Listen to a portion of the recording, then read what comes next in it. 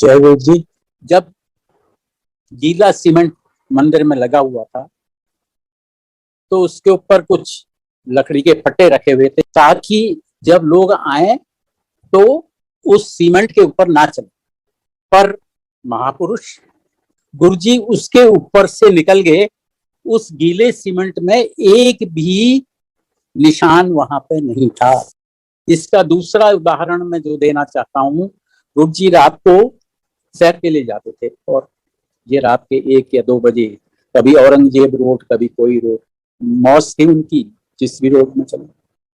तो एक बार जब हम चल रहे थे तो सफदरजंग एयरपोर्ट के पास, तो गुरुजी के साथ संगत भी चलती थी। तो गुरुजी एक पैर पर खड़े हो गए और एक पैर उन्होंने ऊपर कर लिया और उन्होंने कहा स्मेल लो। तो वो गुरुजी का जो सोल था जूते का, उसके ऊपर एक भी धूल का कण नहीं लगा हुआ। तो उसमें से ऐसे लग रहा था जैसे खुशबू का फव्वारा आ रहा। तो ये प्रैक्टिकल एस्पेक्ट जो गुरुजी ने दिखाया। तो महापुरुष कैसे समझाता है, कुछ कहता नहीं है, पर बगैर कहे, बगैर कुछ बोले आपके अंदर उस चीज की प्रेरणा देता है। तो ये था गुरुजी का तरीका।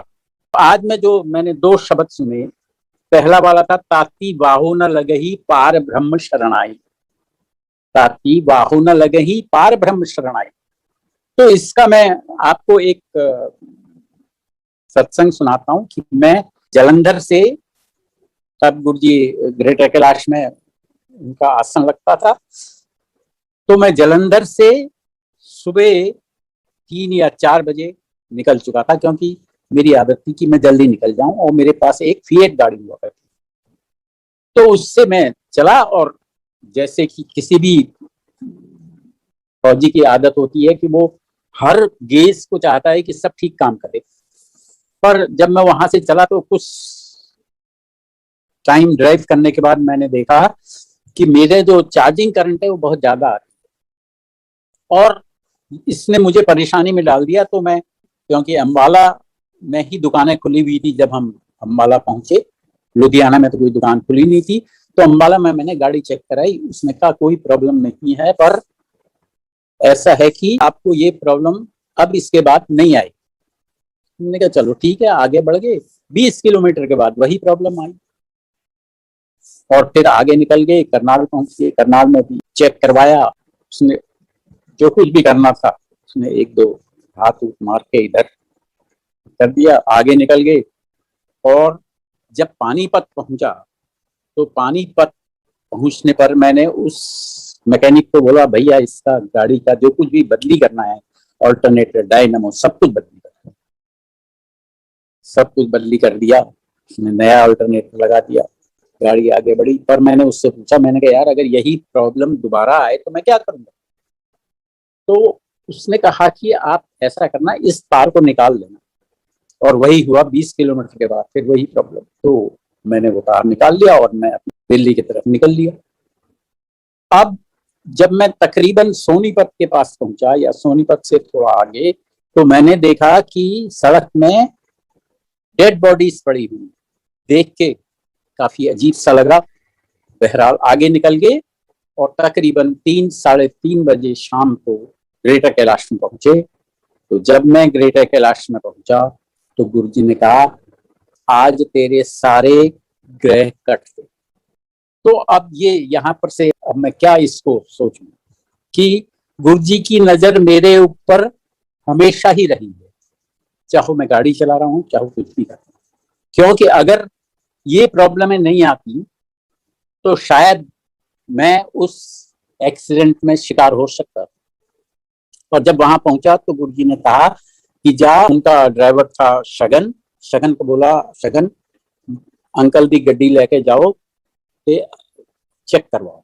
तो जहां गुरुजी की गाड़ी सर्विस होती थी वहां मेरी गाड़ी चेक करी और उसमें कोई प्रॉब्लम नहीं है, गाड़ी में किसी तरह की प्रॉब्लम नहीं है। तो ये जो ब्रेक मेरे ऊपर लगाया, क्योंकि मैं गाड़ी काफी तेज चलाता था, जो मेरे ऊपर बार बार गुरुजी ने ब्रेक लगवाया, क्यों लगवाया? इसलिए लगवाया ताकि मैं वो जो समय था उस समय पर सड़क पे ना रहो।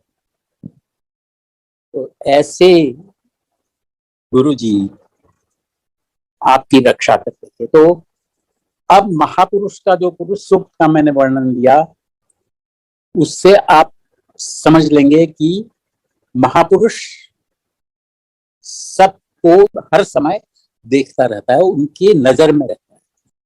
दूसरा जो शब्द आज चला था, डोरी हाथ तुम्हारे, यानी कि डोरी आपके हाथ में है और हमेशा ही गुरु जी के हाथ में वो डोरी है। कोई भी एक्शन हो, कोई भी आप कर रहे हो, कुछ भी काम आप कर रहे हो, तो अगर गुरु जी की कृपा नहीं है तो आप उस काम में सक्सेसफुल नहीं हो सकते। और अगर डोरी गुरु जी के हाथ में है तो फिर तुम्हें सफलता मिलेगी ही मिलेगी।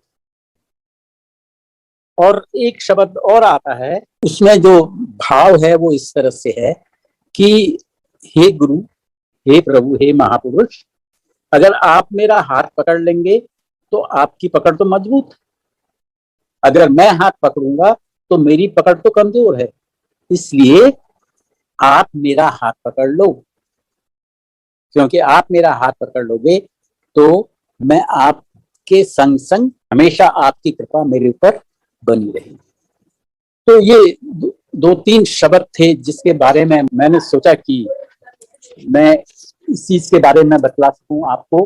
अब जहां तक गुरु जी की सीख थी, महापुरुष कुछ भी कहता है, किसी भी रूप में कहता है, पर जब महापुरुष कुछ कहता है तो वो सत्य वचन होता है। क्या हम महापुरुष को समझ सकते हैं? हम तो समझ नहीं पाए, क्योंकि उनकी माया ऐसी थी कि मनुष्य समझ ही नहीं सकता था, क्योंकि हम मनुष्य। पर गुरुजी के जो एक्शंस होते थे या जो वो आदेश देते थे, अगर उसका उसी समय पालन हो जाए तो उसके पीछे कुछ न कुछ हमारे कल्याण के लिए कुछ न कुछ रचना होती थी जो कि हम समझ नहीं सकते।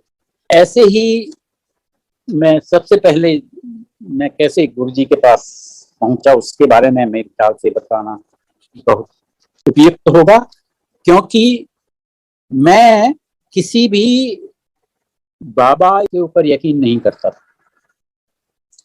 तो मेरा जो एक साथी था वो नगरोटा में यूनिट कमांड कर रहा था। तो जब वो नगरोटा में यूनिट कमांड कर रहा था तो उसने कहा कि आप पता कर लो जरा, यहाँ गुरुजी हैं नहीं। मैंने पता किया, मैंने उसको बतला भी दिया कि भाई गुरुजी इधर ही हैं 300 डिफेंस कॉलोनी में। तो वो आया, मेरे साथ रहा, उसने कहा चल तू भी चल गुरुजी के पास, पर मैंने उसको मना कर दिया। और उसको काफी सीरियस प्रॉब्लम थी प्रोफेशन में। आया, 2-3 दिन रहा, रोज गुरुजी के दरबार में जाता था और उसके बाद वो वापस चला गया। पर मैं एक हठी मनुष्य के रूप में गुरुजी के दरबार में नहीं गया, और मेरी आदत जो थी काफी स्पष्ट बोलने की थी, और स्पष्ट बोलना कभी कभी काफी घातक भी हो जाता है, और वही मेरे साथ भी हुआ। मुझे फौज में नौकरी करना पसंद नहीं था। मैंने कहा इस फौज में मैं नौकरी नहीं करूंगा। और इस विचार से अब मुझे गुरुजी की याद आई, और जब मुझे गुरुजी की याद आई तो मैंने कहा अब मैं गुरुजी के पास जाता हूँ। मैंने काफी चक्कर लगाए, 3-4 बार मैंने कोशिश की, पर मैं गुरुजी से मिल नहीं पाया। और फिर उसके बाद एक बार मैं एक्सरसाइज से आया, उस दिन मुझे सौभाग्य प्राप्त हुआ कि मैं गुरुजी के दर्शन कर सकूं। जब मैं अंदर गया 300 डिफेंस कॉलोनी में, तो उस समय तक गेट के पहुंचने तक मेरे दिमाग में यही थॉट था कि मैं बहुत छोड़। पर जैसे ही मैं गेट के अंदर गया मेरा दिमाग शून्य हो गया था, मेरे उसमें कोई कोई विचार नहीं था।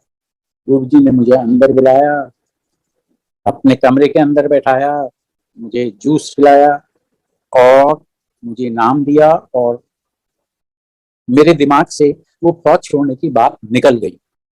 मैं भूल गया कि मैंने फौज भी छोड़ी।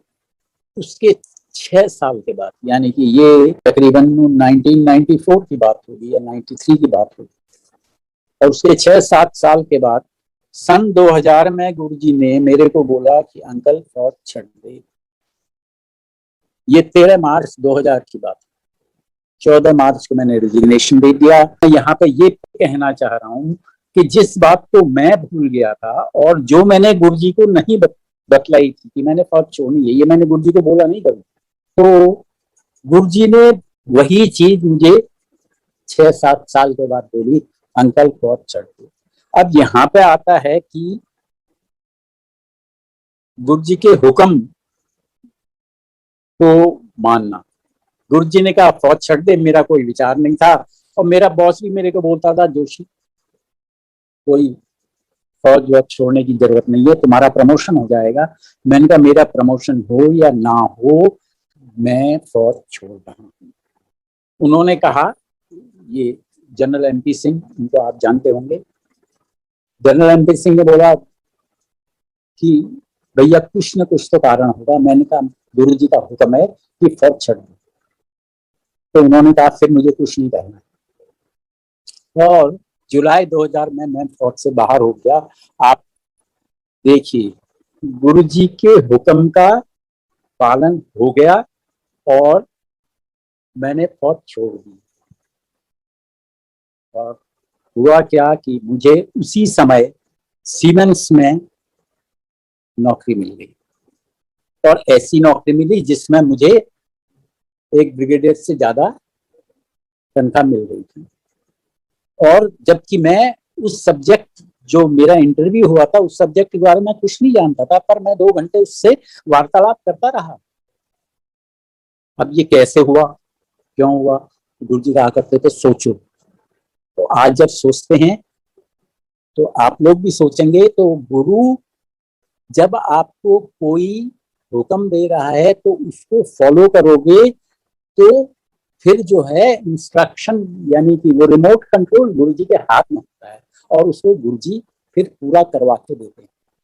इसी तरह एक और सत्संग मुझे याद आ रहा है कि बड़े मंदिर में फंक्शन था, तो गुरुजी हमेशा लंगर, संगत के लंगर करने की बात करते थे।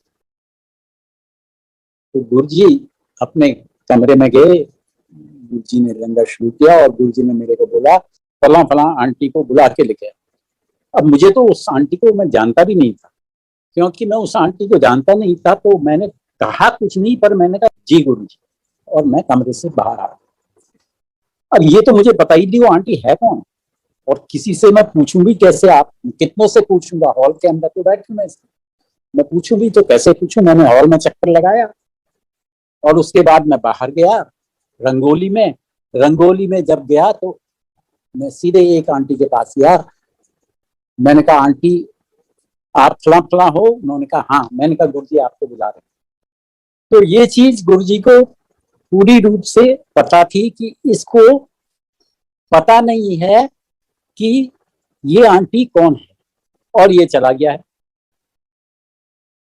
तो अब मेरे ऊपर कंट्रोल पूरा गुरुजी का था, और उस कंट्रोल में गुरुजी मेरे को उस आंटी तक ले गए और मैंने गुरुजी का आदेश उनको सुना दिया। तो ये क्या था?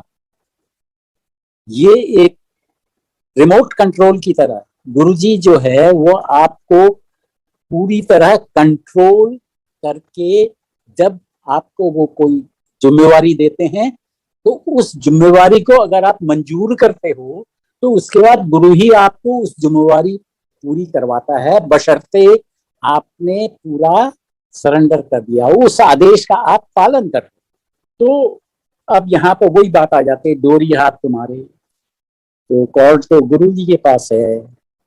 गुरु जी पूर्ण गुरु हैं और वही आपको उस रास्ते में ले जाएंगे जिस रास्ते में वो आपको जाने के लिए बोल रहे हैं। अगर मैं उसमें तर्क करने लगूं फिर वो कंट्रोल गुरुजी छोड़ देंगे, कहेंगे हुण तू आपे ही कंट्रोल कर।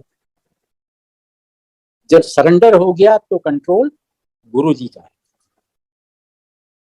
तो इसी तरह गुरुजी कई चीज, गुरुजी की जो प्रेरणा होती थी और होती है, क्योंकि वो प्रेरणा आज भी है, बशर्ते आप उसको समझो, आप उसको समझने की कोशिश करो। और ऐसा हुआ कि मेरी पोस्टिंग आ गई थी जलंधर से, तो मेरे सुविधा मेजर और ग्रंथी ने बहुत मेरे को बोला कि गुरुजी को एक बार यूनिट में ले आओ। तो एक दिन मैंने गुरुजी से अरदास की, उनका गुरुजी वो मेरा ग्रंथी और मेरा सुविधा मेजर चाहते हैं कि आप एक बार यूनिट में चरण रखें। गुरुजी ने मुझे एक डेट दे दी और टाइम दे दिया। अब डेट और टाइम दे दिया और उस दिन उस टाइम पे मैंने कपूरथला से ऑर्केस्ट्रा मंगवाया और एक फंक्शन रखा हुआ था, सारे जवान उनकी फैमिली, सारे अफसर्स उनकी फैमिलीज के लिए। जब ये हुआ तो गुरुजी आए और मेरे जितने सिख ट्रूप्स थे उन्होंने बोला गुरुजी ने भंगड़ा पाके लेके आवांगे। मैं क्या चलो जी जिद्दां तुसी सोचते करो। और वो लेके आए भंगड़ा पाके, गुरुजी को हॉल में लेके आए और वहां पे गुरुजी ने अपना आसन ग्रहण किया। अब ये होता है कस्टमरी की जब यूनिट में कोई आए तो सीओ जो कमांडिंग अफसर होता है उसको कुछ बोलना होता है। अब मुझे बोलना था और आप यकीन नहीं मानोगे, मैं जब छोटा था तो मैं शिव महिम्न स्तोत्र का पाठ किया करता था। एक मंदिर है गुफा महादेव, वहां जाके एक बाबा बैठते थे, उनके सामने में शिव महिम्न स्तोत्र उनको सुनाया करता था। यानी कि इस चीज को तकरीबन 30-35 सालों से भी ज्यादा हो गए, 40 साल हो गए होंगे जब मैं शिव महिम्न स्तोत्र पढ़ा करता था। और जब अब मैं स्टेज पे आया तो आप सोच सकते हो इतने टाइम के बाद अगर आप ये पढ़ रहे हो, आपको भाषण देना है तो आपको एक श्लोक याद आ जाए उसका, तो ये कहाँ से प्रेरणा हुई, किधर से प्रेरणा हुई। तो मैंने उस समय बोला था असति गिरि समम स्यात् कज्जलम सिंधु पात्रे सुर तरुवर शाखा लेखनी पुत्र मुर्वी लिखित यदि गृहीत्वा शारदा सर्वकालम तदपि तव गुणानां पारम्य। ये श्लोक याद आ गया, मैंने यही श्लोक बोल दिया। और उसका अर्थ ये था कि अगर पहाड़ों का इंक पाउडर बना दिया जाए, उसको समुद्र में घोल दिया जाए तो इतनी शाही, और सारे पेड़ पौधे जितने हैं उनकी कलमें बना दी जाए और जमीन से आकाश तक अखबार हो। आकाश क्या है, नभ क्या है, शून्य है, इसका कोई अंत नहीं है, इट इज इन्फिनिटी। इतना कागज हो और सरस्वती इसको लिखती रहे, यानी सरस्वती इसका वर्णन करती रहे, तो शाही खत्म हो जाएगी, कलमें खत्म हो जाएंगी, कागज खत्म हो जाएगा, पर हे गुरु तेरे गुणों का वर्णन खत्म नहीं हो सकता। और गुरुजी जब भी मेरे को सत्संग करने के लिए बोलते थे वो श्लोक सुनाते थे। मैं यहीं पे अपनी वाणी को विराम दूंगा। जय गुरु जी, जय जय गुरु जी।